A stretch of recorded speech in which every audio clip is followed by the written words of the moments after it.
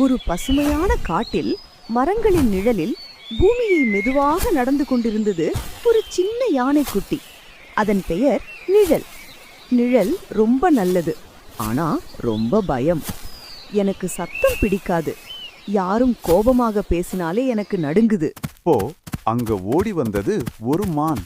அதன் பெயர் ஒளி. நிழலே, ஏன் இப்படி சோகமாயிருக்கே?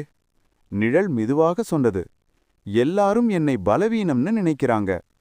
ஒளி சிரித்தது, பலவீனம் என்பது சைஸ் இல்லை, மனசுதான். அந்த நேரத்தில் காட்டின் மறுபுறம் இருந்து ஒரு பயங்கர சத்தம். கரங்குழி வந்தது.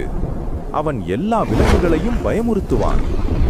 இந்த காடு என் கட்டுப்பாட்டில் என்று கர்ஜித்தான். சிலுச்சிட்டுக்குருவி நடுங்கியது. பூவி ஆமை மெதுவாக சொன்னது, பயம் தீர்வு இல்லை, ஒற்றுமைதான் வழி. அந்த நேரம் நிழழியான முன்னால் வந்தது. அவன் குரல் மென்மை, ஆனா மனசு உறுதி. கரண், காடு யாருக்கும் சொந்தமில்லை, எல்லாருக்கும் தான்.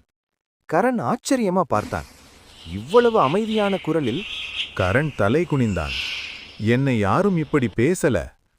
அந்த நாள் முதல் காடு அமைதியான இடமா மாறியது.